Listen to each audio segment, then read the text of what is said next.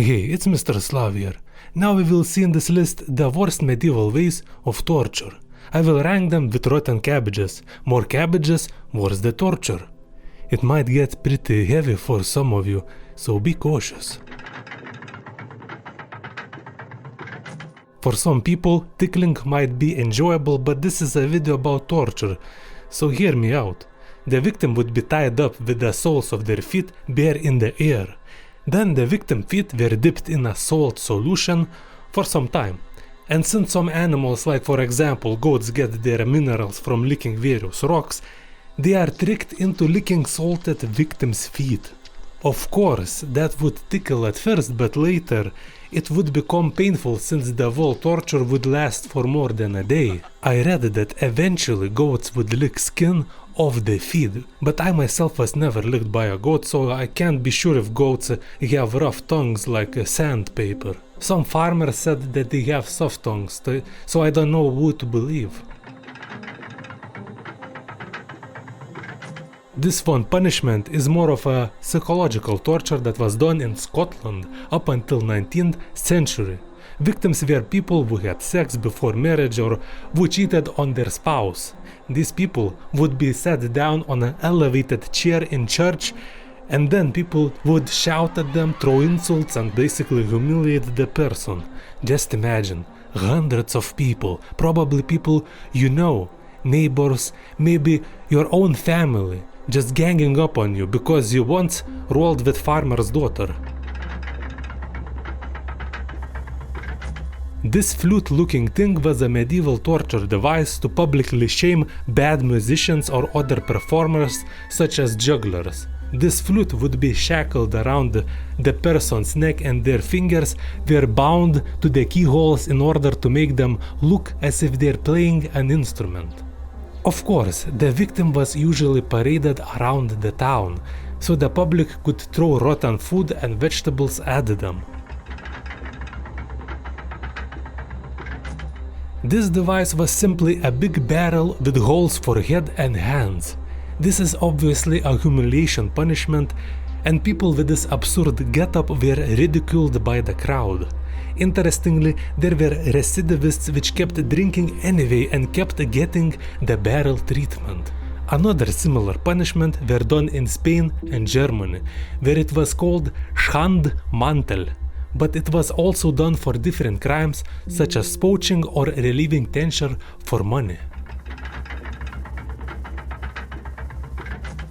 Ducking stools were chairs used for punishment of disorderly women, dishonest tradesmen, and unagreeable, angry people which broke public peace. It was also used in witch trials, but it would end up badly. Let's just stick with non-witches, where these devices were just used simply for humiliation purposes.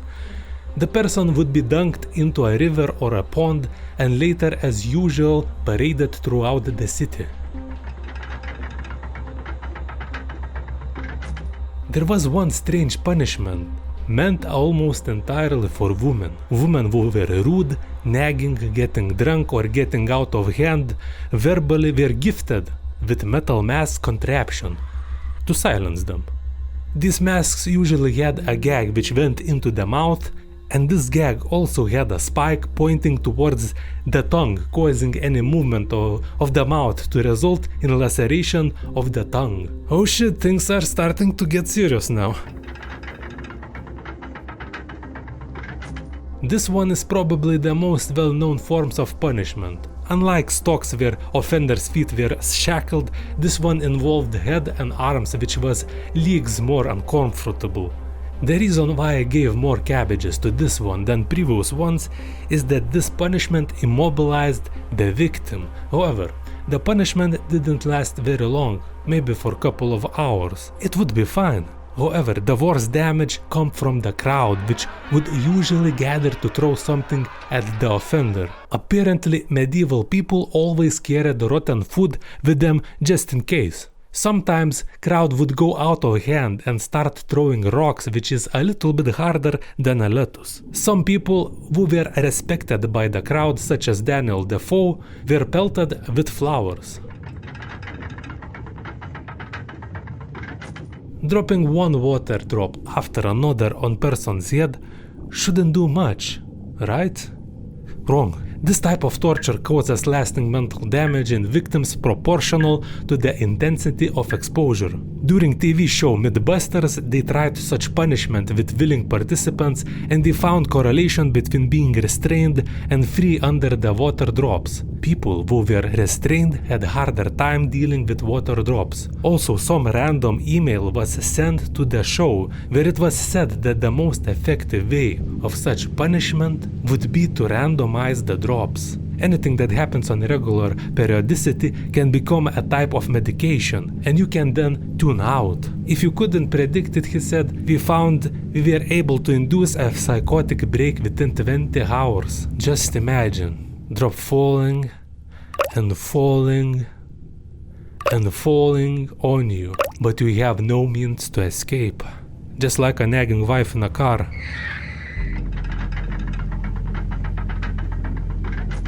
A whirligig was a torture contraption which was a suspended cage. The victim would be placed in this cage, which was spun violently in order to cause severe nausea. This punishment was done by a British army, but it is not clear when. Sometimes the spin was so fast that the bones would get dislocated. The reason why this has a higher score than the pillory or the iron gag mask is that this was an active torture with possibly painful consequences. Not sure if I say it correctly, but the Kang was similar punishment to European pillory, but much more terrible. Even though similar contraptions were used by some European countries, East Asia is more known for it. Even though people with these boards were able to move, sometimes their movements were restricted with chains. Also, it was not uncommon for people wearing Kangs to starve to death, as they were unable to feed themselves because they simply couldn't reach food thanks to this large board around their head. Also, heavier boards could have been used for more severe crimes. I believe one weighed more than 70 kilograms or 150 pounds. Sometimes, multiple people would share the same board. Suffocation in ash was a capital punishment in ancient Persia. They would fill a room with ash and the criminal was thrown into the chamber. But ash would eventually settle and leave condemned with cleaner air. Nope, Persians had it figured out. They put giant wheels there which stirred the ash up so that it created a storm of powdered embers to choke the victim. I gave it a lower score because death ended suffering a bit quicker.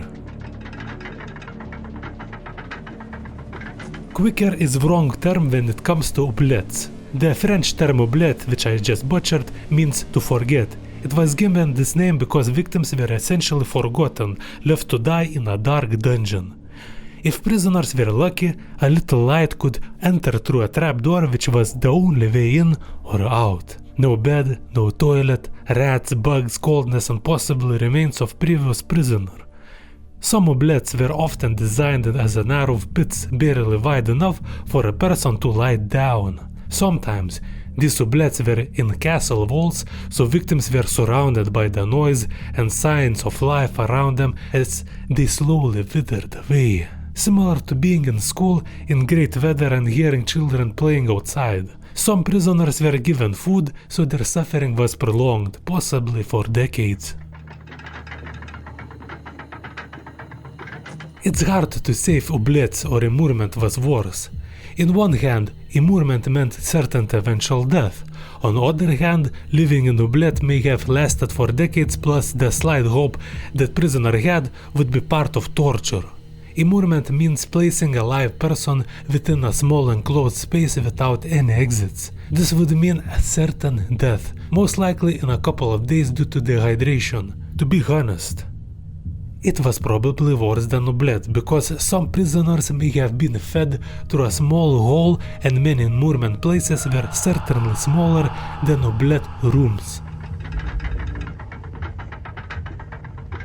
Svendentrank was a Swedish method of torture and sometimes execution where the victim was forced to swallow large amounts of foul liquids such as excrements. This method was used by Swedish troops during 30 Years' War on enemy peasants or civilians to force them to hand over their valuables. I sincerely believe that this torture method was usually not long and was stopped when troops got what they asked for.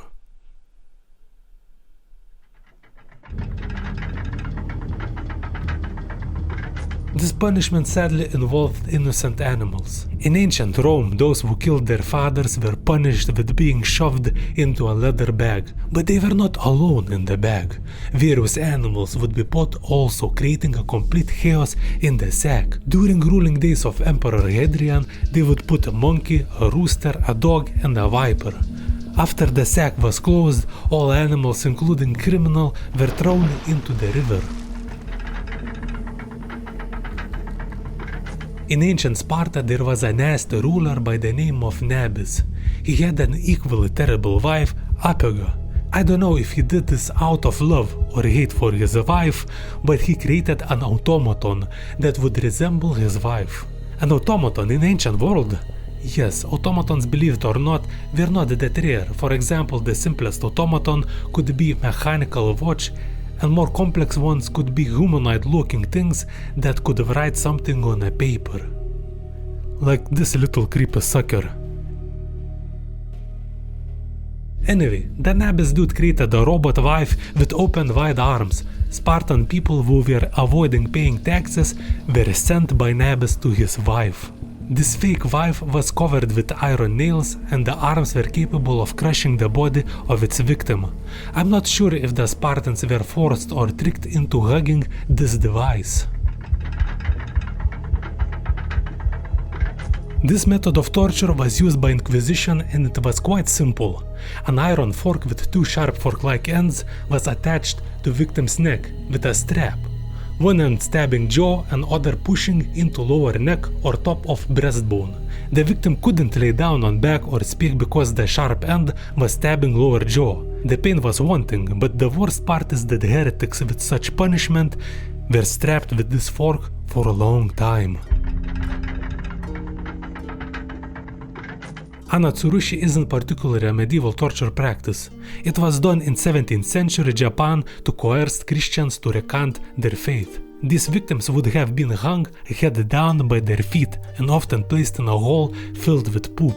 Since they were in a bat-like position and people are not meant to be in such a way, their forehead was cut to decrease blood pressure. Many sufferers did recant their faith because it was horrible. For some tough people, like for example Lorenzo Ruiz, he never broke under this torture. Okay, listen, from now on it is getting pretty dark, so be warned. I actually winced when I imagined someone being on this thing. There were variations, for example it could have been a triangular device or pyramid shaped, also known as Judas cradle, or just a simple log with a sharp edge. I mean, sitting on such things would be horrible, but it wasn't enough. They also had to attach weights to the victim's feet. Sometimes they would attach gears similar to the rack, so the victims would be pulled down with higher force. And I thought school chairs were uncomfortable. Without a doubt, the most infamous way of torture since it became part of symbol for suffering of Jesus Christ. Crucifixion was a popular method to punish those who were sentenced to death in ancient Rome or Persia. It was so bad that Roman citizens were exempted from such punishment unless the crime was severe, like for example high treason. So why crucifixion is bad? Well, first the condemned was stripped naked, then a huge iron nail was driven through the feet and arms. The whole thing was displayed in public, so the condemned would also feel humiliation. Interestingly, due to hyperextended arms, it was difficult to breathe and victims would die slowly due to asphyxiation. In order to take fresh breath of air, they would have to pull themselves up using nailed legs and arms. But in 2023, scientists discredited suffocation as the primary cause of death from crucifixion. The primary reason was probably dehydration. The legendary rack, the one which makes people with bad back wondering if it would relieve the pain. It would, by redirecting attention to even more dire pain. Even though in movies this torture device usually looks like a table, in real world it could have many variations. The victim's ankles were fastened to one roller and the wrists were chained to another. I also have to mention that hands were usually strapped behind the back, so you can imagine the horror. As the torture progressed, a ratchet system would slowly stretch victims apart. First, the joints would be dislocated, then it would be pulled apart, creating unimaginable pain. As torturers still kept pulling, even muscle fibers were stretched, which made them lose the ability to contract. As a cherry on top, some racks even had spikes in the middle. This device was featured in many articles and videos as one of the worst torture devices, but it might have just been a myth, as some historians find it hard to believe since there is not much of evidence. It worked like this. In ancient Greece, they would put criminals inside a hollow bronze bull, shut the door and start fire underneath this statue. There were tubes inside the bull which somehow converted screams of a roasting criminal into a similar sound of bulls bellowing. It was said that after the execution, victims' scorched bones shone like jewels and were converted into a jewelry. Balenciaga of ancient world. Good news are that the guy who invented such bull was later thrown himself into it and burned alive. That guy was Phalaris. You should read about him. Really mean guy. This method wasn't widely used, but it is no myth since this dude, Dietrich Sonoy, used rat torture on prisoners. It worked simple. The prisoner was laid and strapped to the table with a naked belly. Then a bowl or a cage with rats was placed open side down on the naked body of prisoner. Then the hot charcoal was piled on the bowl. The rats would bite into the very balls of the victim in an attempt to escape the heat. It is higher on the scale than the brazen bull because suffering was longer. You probably have heard of Vlad Tepes or Vlad the Impaler, which was a cruel ruler of Romania. Guess what? The guy liked to impale people. Apparently, it was his most favorite ways of punishment. Usually, torturers were very concerned for their victims. They didn't want them dying too quickly. One way of prolonging the suffering was letting the stake follow the spine, so that the impalement would not damage vital organs. People with such punishment could survive for a couple of days, feeling stake sinking deeper each hour. Man, the cruelty of humans has no bounds. Flaying is simple. It is the process of removing one's skin when they are alive. The scariest part is that victims could survive for a couple of days without skin. If less skin was removed, this torture could have been prolonged for weeks. Nerves and raw meat would be exposed to outside elements, get dry and get extremely painful. According to dermatologists, typical causes of death due to flaying are shock, critical loss of blood, or other body fluids, hypothermia or infections. Unlike some wounds which can heal, huge loss of skin means that it can't grow back, so the condemned was absolutely doomed. Lynch, or death by 1,000 cuts, was one of the worst ways to die. First, in public, the condemned were tied to a wooden post or frame. Then the torturer, or should I say butcher, would come and start slowly slicing off meat from the live person. The whole ordeal obviously depended on a butcher and how such psychopath would do his deed. And some of the butchers knew how to cut to avoid killing their victim in a hurry. Such gruesome execution was meant for people who were guilty of high treason, killing their parents or their employer. By the way, this torture method was used for many centuries and was abandoned just 100 years ago. It was believed that by removing parts from the body, victim's soul would never be completed in the afterlife. In my mind, this could well be the most disgusting punishment ever. This method was done in Persia.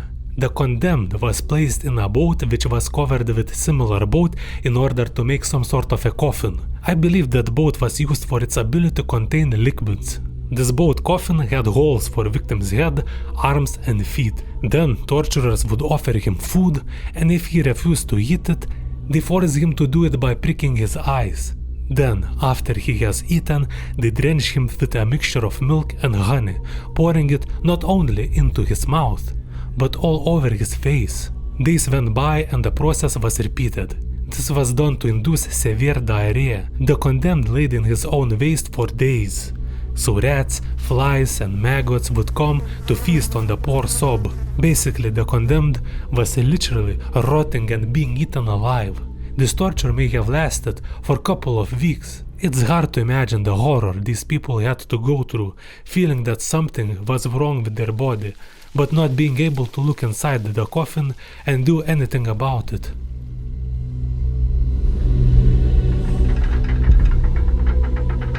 Obviously, I could also talk about boiling, sewing, roasting, being broken on a wheel, blood eagling and other horrible torture methods which are definitely a 10 on a scale. But no, the worst that probably could have happened to the person would be so-called Quaresima torture protocol, which is a combination of the worst punishments that lasted for 40 days, a marathon of depravity. Galeazzo II Visconti was a ruler of Milan in 14th century. He and his brother Barnabo are the ones who came up with such protocol. So what is this protocol exactly? Well, it involved torturing condemned for one day and letting them rest for another to help them heal. Such nice fellows. The torture consisted of rag pulling, the wheel breaking, flaying the skin, eye gouging, and the cutting off facial features and limbs. Often they would also do strappado torture. Their subjects' hands were bound behind their back and then lifted and repeatedly dropped with the intention of pulling arms out of their place.